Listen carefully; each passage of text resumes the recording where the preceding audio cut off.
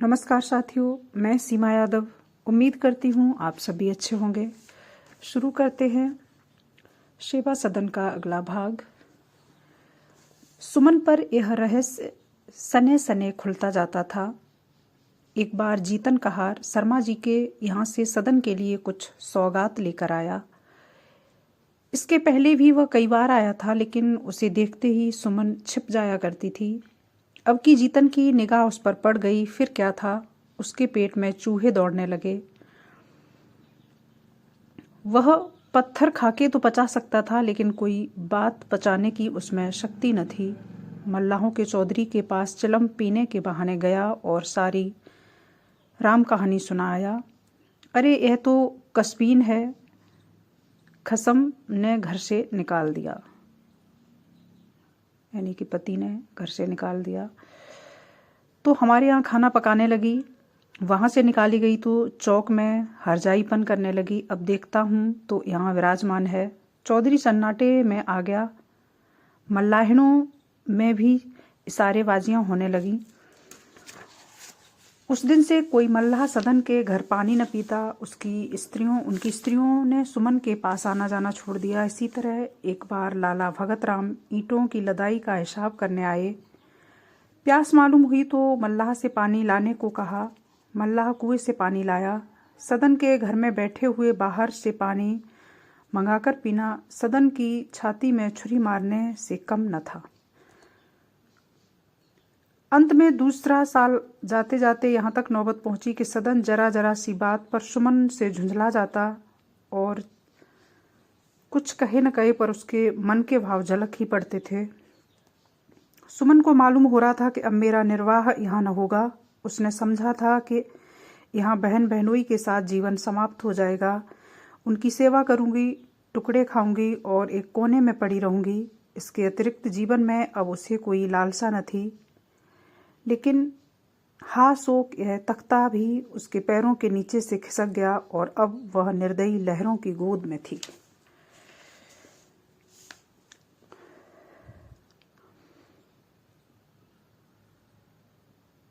वो एक कहावत है कि जब किस्मत ऐसी हो तो कहीं भी जाओ, बन के मारे घर में गए, घर के मारे बन में गए, बन में भी लगी आग। बन बेचारा क्या करे जब कर्म या किस्मत में लगी आग। कहावत है। तो बेचारी जहाँ भी जाती है सही करने की कोशिश करती है, करती भी है, लेकिन उसका जो पिछला कर्म है वो उसका पीछा नहीं छोड़ रहा। लेकिन सुमन को अपनी परिस्थिति पर दुख चाहे कितना भी हुआ हो, उसे सदन और शांता से कोई शिकायत न थी। कुछ तो धार्मिक प्रेम और कुछ अपनी अवस्था के वास्तविक ज्ञान ने उसे अत्यंत नम्र विनीत बना दिया था। वह बहुत सोचती कि वहाँ जाऊं, यहाँ जाऊं, जान पहचान का कोई जहाँ न मिले। अभी तक उसकी निर्बल आत्मा कोई अवलंब चाहती थी। बिना किसी सहारे के संसार में रहने का विचार करके उसका कलेजा कांपने लगता था। वह अकेली असहाय संसार संग्राम में आने का साहस न कर पा रही थी। जिस संग्राम में बड़े बड़े कुशल धर्मशील दृढ़ संकल्प मनुष्य मुंह की खाते हैं, वहाँ मेरी क्या गति होगी? कौन मेरी रक्षा करेगा? कौन मुझे संभालेगा? निरादर होने पर भी यह शंका उसे यहाँ से निकलने न देती थी। एक दिन सदन 10 बजे कहीं से घूम कर आया और बोला, भोजन में अभी कितनी देर है? जल्दी करो, मुझे पंडित उमानाथ से मिलने जाना है। चचा के यहाँ आए हुए हैं। शांता ने पूछ लिया, वह वहाँ कैसे आए? सदन। अब यह मुझे क्या मालूम, अभी जीतन कहार कह के गया है कि वह आए हुए हैं और आज ही चले जाएंगे। यहाँ आना चाहते थे, लेकिन सुमन की ओर इशारा करके किसी कारण से नहीं आए। शांता, तो जरा बैठ जाओ, अभी 1 घंटे की देर है। सुमन ने झुंझलाकर कहा, देर क्या है, सब कुछ तो तैयार है। आसन बिछा दो, पानी रख दो, मैं थाली परोसती हूँ। शांता, अरे तो ठहर ही जाएंगे तो क्या होगा, कोई डाकगाड़ी छूटी जाती है, कच्चा पक्का खाने का क्या काम। सदन, मेरी समझ में नहीं आता कि दिन भर क्या होता रहता है, जरा सा भोजन बनाने में इतनी देर हो जाती है। सदन जब भोजन करके चला गया तब सुमन ने शांता से पूछा, क्यों शांता, सच बता, तुझे मेरा यहाँ रहना अच्छा नहीं लगता?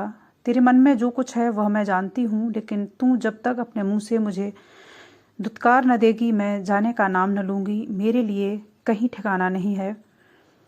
शांता, बहन कैसी बात कहती हो? तुम रहती हो तो घर संभला हुआ है, नहीं तो मेरे लिए क्या होता? सुमन, यह मुंह देखी बात मत करो, मैं ऐसी नादान नहीं हूँ। मैं तुम दोनों आदमियों को अपनी ओर से खिंचा हुआ पाने लगी हूँ। शांता, तुम्हारी आंखें ही की क्या बात है, यह तो मन तक की बात देख लेती हैं। सुमन, आंखें सीधी करके बोलो, मैं जो बोलती हूँ झूठ है। शांता, जब तुम जानती हो तो पूछती भी क्यों हो? सुमन, इसीलिए कि सब कुछ देखकर भी आंखों पर विश्वास नहीं आता। संसार मुझे चाहे कितना ही नीच समझे, मुझे उससे कोई शिकायत नहीं। वह मेरे मन का हाल नहीं जानता, लेकिन तुम तो सब देखते हुए भी मुझे नीच समझती हो। इसका आश्चर्य है। मैं तुम्हारे साथ लगभग 2 वर्ष से हूँ। इतने दिनों में तुम्हें मेरे चरित्र का परिचय अच्छी तरह से हो गया होगा। शांता, नहीं बहन, मैं परमात्मा से कहती हूँ यह बात नहीं है। हमारे ऊपर इतना बड़ा कलंक मत लगाओ। तुमने मेरे साथ जो उपकार किए वह मैं कभी न भूलूंगी, लेकिन बात यह है कि उनकी बदनामी हो रही है। लोग मनमानी बातें उड़ाया करते हैं। वह कहते थे कि सुभद्रा जी यहाँ आने को तैयार थीं, लेकिन तुम्हारे रहने की बात सुनकर नहीं आई। और बहन, बुरा मत मानना, जब संसार में यही प्रथा चल रही है तो हम लोग क्या कर सकते हैं? सुमन ने विवाद न बढ़ाया। उसे आज्ञा मिल गई थी। अब केवल एक रुकावट थी। शांता थोड़े ही दिनों में बच्चे की मां बनने वाली थी। सुमन ने अपने मन को समझाया, इस समय छोड़कर जाऊंगी तो इसे कष्ट होगा। कुछ दिन और सह लूं, जहां इतने दिन काटे, 2 महीने और सही। मेरे ही कारण इस विपत्ति में ये फंसे हुए हैं। ऐसी अवस्था में इन्हें छोड़कर जाना मेरा धर्म नहीं है। सुमन का यहाँ एक एक दिन एक एक साल की वजह कट रहा था, लेकिन सब्र किए हुए पड़ी थी, जैसे पंखहीन पक्षी पिंजरे में बंद रहने में ही अपनी कुशलता समझता है। पंडित पद्म सिंह ने 4-5 मास से के सदु उद्योग का यह फल हुआ कि 20-25 वेश्याओं ने अपनी लड़कियों को अनाथालय में भेजना स्वीकार किया। 3 वेश्याओं ने अपनी सारी संपत्ति अनाथालय के निमित्त अर्पण कर दी। 5 वेश्याएं निकाह करके चली गईं। सच्ची हिताकांक्षा कभी निष्फल नहीं होती। अगर समाज में विश्वास हो जाए कि आप उनके सच्चे सेवक हैं, आप उनका उद्धार करना चाहते हैं, आप निस्वार्थ हैं, तो वह आपके पीछे चलने को तैयार हो जाता है। लेकिन यह विश्वास सच्चे सेवाभाव के बिना कभी प्राप्त नहीं होता।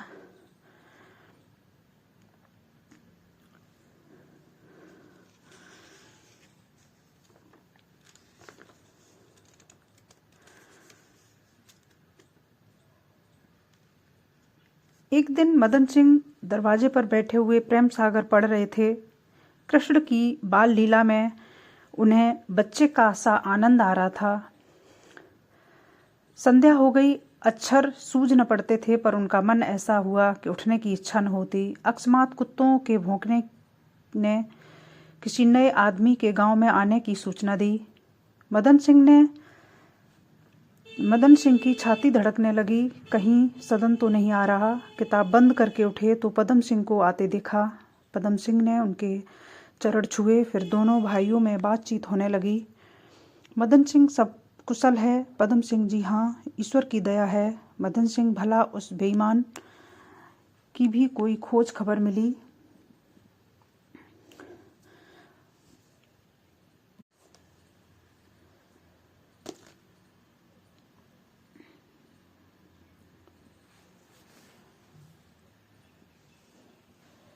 पद्म सिंह जी अच्छी तरह से 5वें-10वें दिन मेरे यहाँ आया करता है। मैं कभी कभी हालचाल पूछवा लेता हूँ, कोई चिंता की बात नहीं।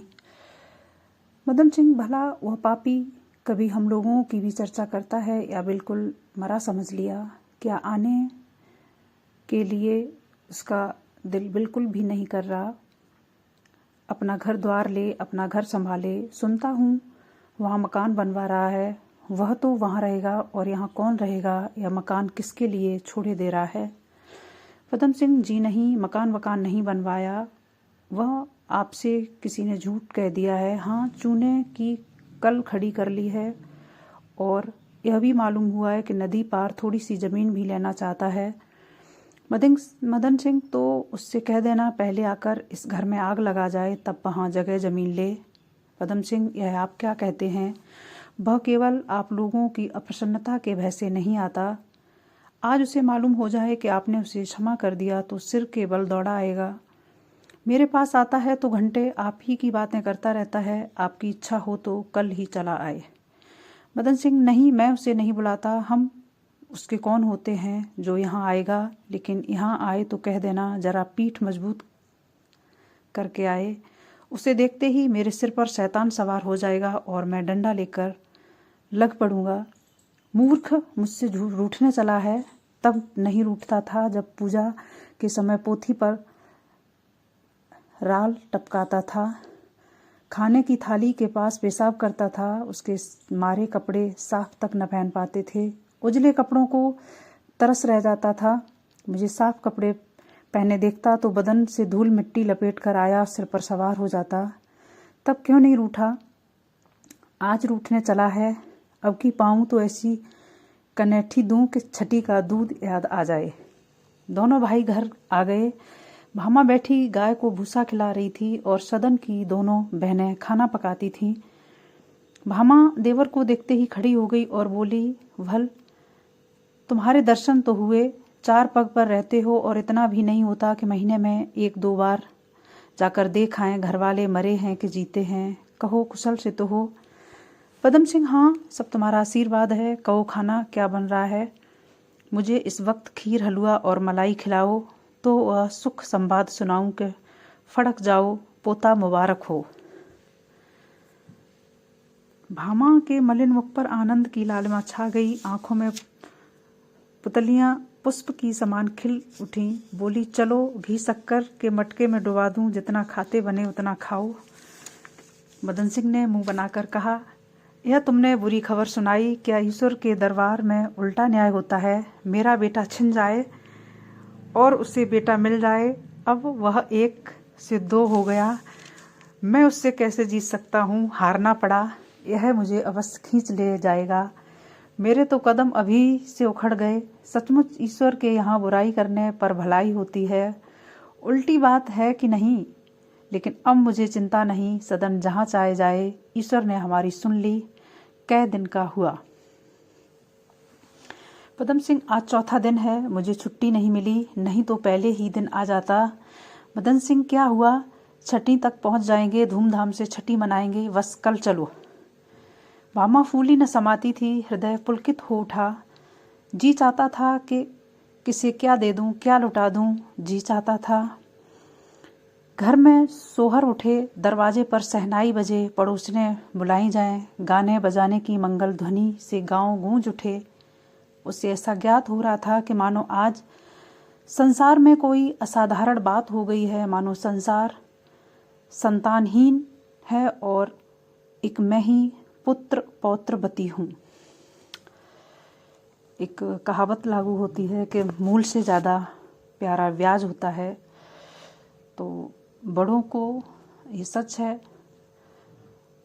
कि बच्चों से ज़्यादा जो उनके पोते पोती होते हैं, प्यारे होते हैं।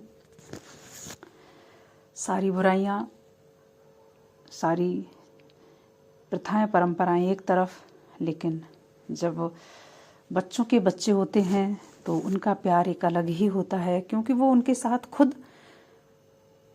बच्चों वाली ज़िंदगी जीने लगते हैं।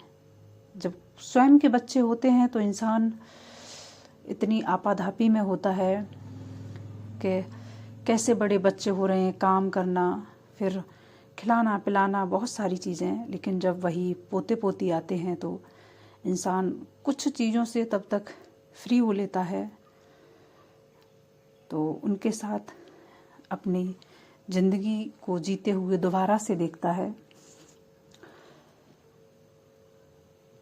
जिस प्रकार कोई मनुष्य लोभ के बस होकर आभूषण चुरा लेता है पर विवेक होने पर उसे देखने में भी लज्जा आती है, उसी प्रकार सदन भी सुमन से बचता फिरता था।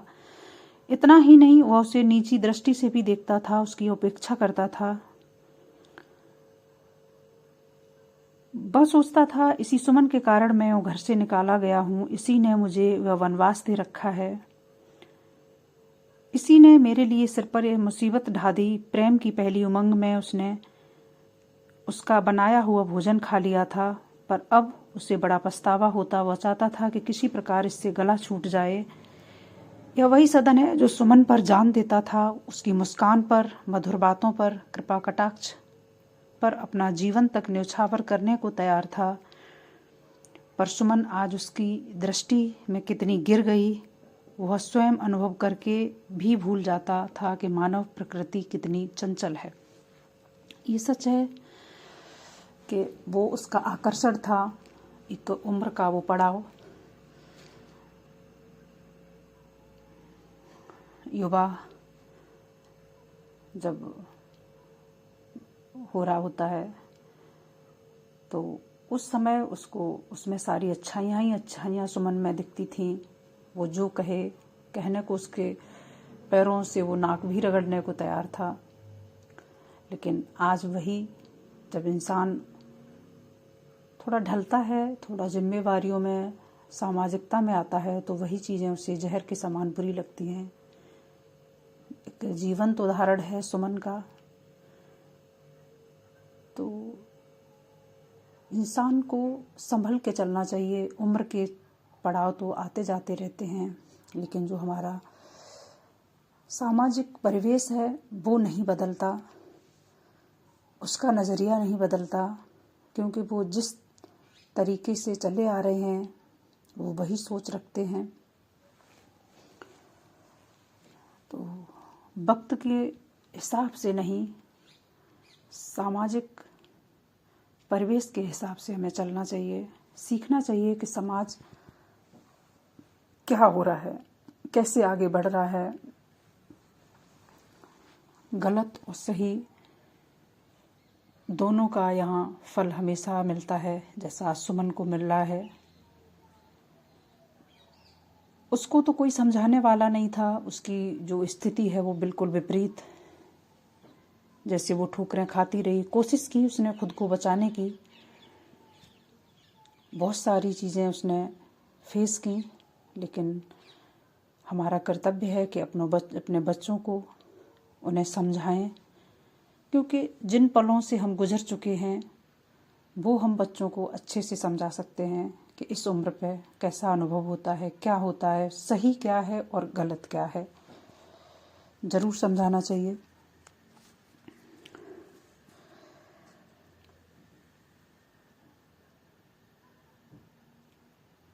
कभी कभी पिछली बातों का स्मरण करके वह मन में कहता, मैं उस समय कैसा मूर्ख था, इसी सुमन के पीछे लट्टू हो रहा था।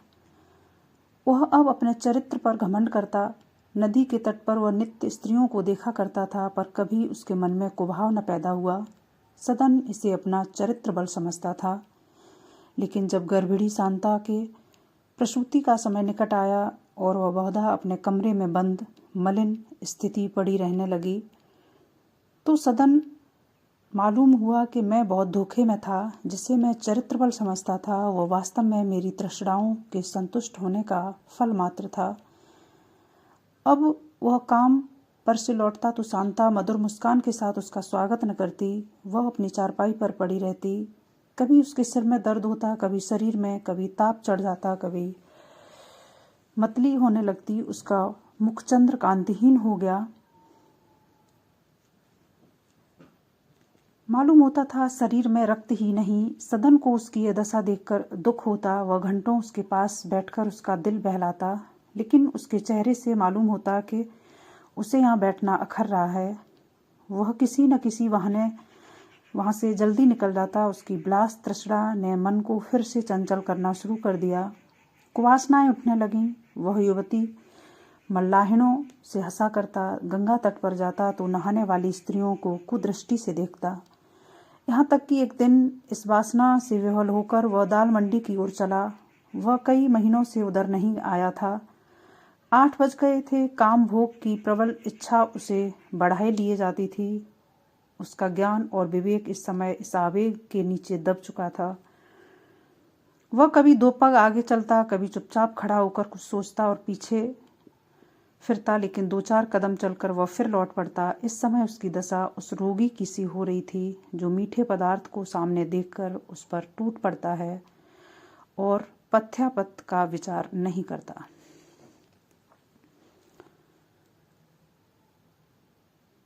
ये सच है कि जब स्त्री माँ बनती है तो उसका रूप ढल जाता है, क्योंकि वो दुनिया में एक नई जिंदगी लाने वाली होती है। पर बहुत कम लोग हैं जो इस बात को समझते हैं। उन्हें अपना काम भोग चाहिए, स्त्री सुंदर सामने दिखनी चाहिए, वो कभी बीमार न पड़े, वो कभी ज़रूरत की चीज़ भी न मांगे, वो हमेशा 24 घंटे उनके लिए तत्पर रहे तो ठीक है, नहीं तो बहुत कम जगह है जहाँ स्त्री संतुष्ट रह सकती है, नहीं तो हर जगह उसको कुर्बानी झेलनी ही पड़ती है। जो सदन कर रहा है, ऐसे लोगों की कमी नहीं है, हर घर में देखे जा सकते हैं। लेकिन आज की सोच हम अपने बच्चों में बदल सकते हैं। जो हमारे बेटे हैं उनको हम समझा सकते हैं कि वो परिस्थिति कैसी होती है, क्योंकि बच्चे ने कुछ गलत किया तो माँ पे इल्ज़ाम जाता है कि माँ ने यही सिखाया, माँ गलत होगी। वही बेटा किसी अच्छे मार्ग पे चलता है, अच्छे ओहदे पे पहुँचता है, तो सीना बाप का ज़्यादा फूलता है कि हाँ, हमने बच्चे को ऐसे पढ़ाया लिखाया। माँ का इतिहास कभी बनता ही नहीं है। वो सुबह 4 बजे से उठ के रात चाहे 11-12 बजे तक पूरा दिन लगी रहे, उसे कहीं कोई आराम नहीं, कोई उसकी छुट्टी नहीं। 24 घंटे 7 दिन उसके लिए काम है, 12 महीने। सफलताएं बहुत आती हैं ज़िंदगी में, लेकिन उसमें वो उन सब की रीढ़ की एक हड्डी होती है जिसे सारा बैलेंस बना के रखती है घर का। लेकिन सारी बुराइयों का फल तो उसे मिलता है। बच्चों ने गलती की, कोई सामाजिक गलती हुई, लेकिन अच्छाइयों के लिए बहुत कम ही जगह है जहाँ उसको पुरस्कार मिलता है। 2 शब्द कि हाँ, इन्होंने मेहनत की, इन्होंने बच्चों को ऐसे पाला, ऐसे शिक्षित किया, इनके साथ इतनी मेहनत की, लोग बोल पाते हैं। लेकिन ज़रूरी है हम अपने बच्चों को क्या सिखा रहे हैं। जो बीत गया सो बात गई, लेकिन हम यहाँ से कुछ अच्छा, कुछ नया कर सकते हैं।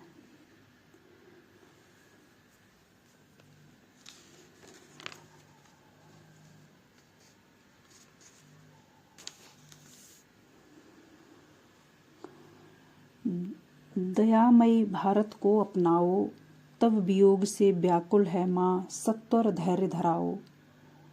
प्रिय लालन कहकर पुचकारो, हंसकर गले लगाओ, दयामय भारत को अपनाओ।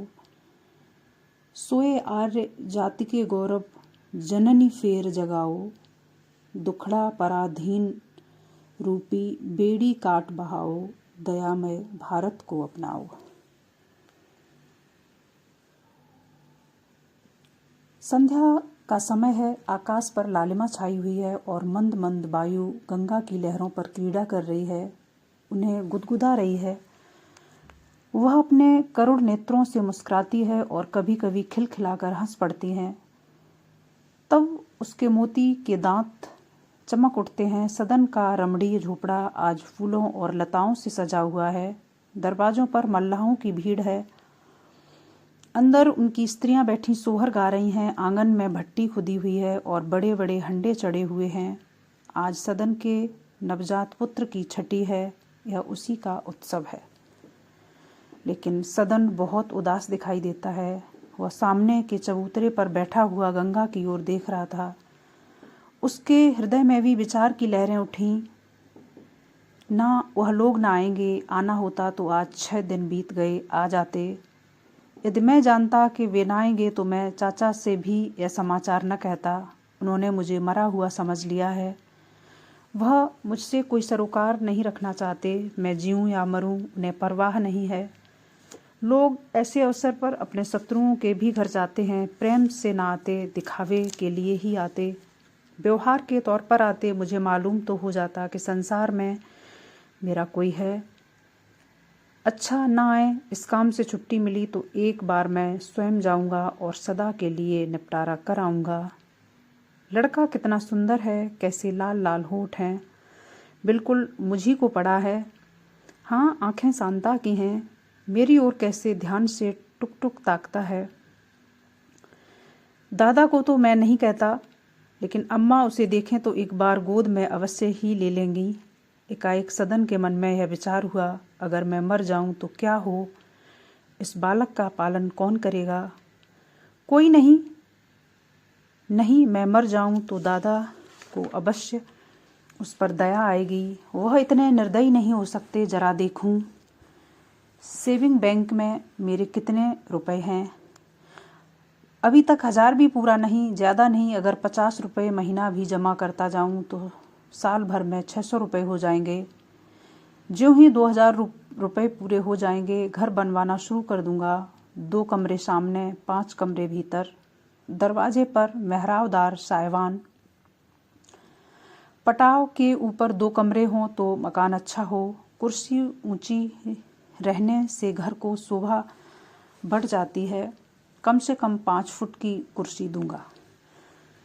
सदन इन्हीं कल्पनाओं का आनंद ले रहा था। चारों ओर अंधेरा छाने लगा था कि इतने में उसने सड़क की ओर से एक गाड़ी आती देखी।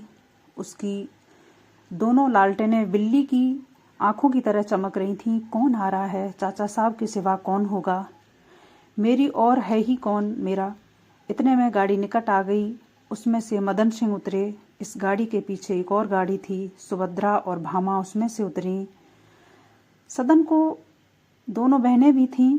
जीतन कोच बक्स पर से उतरकर लालटेन दिखाने लगा। सदन इतने आदमियों को उतरते देखकर समझ गया कि घर के लोग आ गए।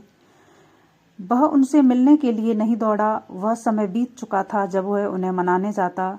अब उसके मान करने का समय आ गया था। वह चबूतरे पर से उठकर झोपड़े में चला गया, मानो उसने किसी को देखा ही नहीं। उसने मन में कहा, ये लोग समझते होंगे इनके बिना मैं बेहाल हुआ जाता हूँ, पर उन्हें जैसे मेरी परवाह ही नहीं। उसी प्रकार मैं भी इनकी परवाह क्यों करूं? सदन झोपड़े में जाकर ताक रहा था कि देखें ये लोग क्या करते हैं। इतने में उसने जीतन को दरवाजे पर आकर पुकारते देखा। कई मल्ला इधर उधर से दौड़े। सदन बाहर निकल आया और दूर से ही अपनी माता को प्रणाम करके किनारे खड़ा हो गया। मदन सिंह बोले, तुम तो इस तरह खड़े हो मानो हमें पहचानते ही नहीं। मेरे न सही पर माता के चरण छूकर आशीर्वाद तो ले लो। सदन, मेरे छूने लेने से आपका धर्म बिगड़ जाएगा। मदन सिंह ने भाई की ओर देखकर कहा, देखते हो इसकी बात? मैं तो तुमसे कहता था कि यह हम लोगों को भूल गया होगा, लेकिन तुम खींच कर लाए। अपने माता पिता को द्वार पर खड़े देखकर भी इसे दया नहीं आती। भामा ने आगे बढ़कर, बेटा सदन, दादा के चरण छुओ, तुम बुद्धिमान होकर ऐसी बातें करते हो। सदन अधिक मान न कर सका। आंखों में आंसू भर पिता के चरणों में गिर पड़ा। मदन सिंह रोने लगे। इसके बाद वह माता के चरणों में गिरा। भामा ने उठाकर छाती से लगा लिया और आशीर्वाद दिया। प्रेम, भक्ति और क्षमा का कैसा मनोहर, कैसा दिव्य आनंदमय दृश्य है। माता पिता का हृदय प्रेम से पुलकित हो रहा है और पुत्र के हृदय सागर में भक्ति की तरंगें उठ रही हैं। इसी प्रेम और भक्ति की निर्मल ज्योति से हृदय की अंधेरी कोठरियां प्रकाशपूर्ण हो गईं। मिथ्याभिमान और लोक लज्जा का भयरूपी कीट पतंग वहां से निकल गए। अब वहां न्याय, प्रेम और सद्व्यवहार का निवास है। आनंद के मारे सदन के पैर जमीन पर नहीं पड़ते। अब वह सब मल्लाओं को कोई न कोई काम करने का हुक्म दे रहा था। कोई चारपाई निकालने जाता, कोई बाजार दौड़ा जाता। मदन सिंह फूले नहीं समाते और अपने भाई के कानों में कहते हैं, सदन तो बड़ा चतुर निकला। मैं तो समझता था किसी तरह बड़ा दिन काट रहा होगा, पर यहाँ तो बड़ा ठाठ है। इधर भामा और सुभद्रा भीतर गईं। भामा चारों ओर चकित होकर देखती थी कि कैसी सफाई है, सब चीजें ठिकाने से रखी हुई हैं। इसकी बहन गुणवान मालूम होती है। वह सौरी गृह में गई तो शांता ने अपनी दोनों सासों के चरण स्पर्श किए। भामा ने बालक को गोद में ले लिया। उसे ऐसा मालूम हुआ मानो वह कृष्ण का ही अवतार है। उसकी आंखों में आनंद के आंसू बहने लगे। थोड़ी देर में उसने मदन सिंह से आकर कहा, और जो कुछ हो, पर तुमने बहु बड़ी रूपवती पाई है। गुलाब का फूल है और बालक तो साक्षात भगवान का अवतार ही है।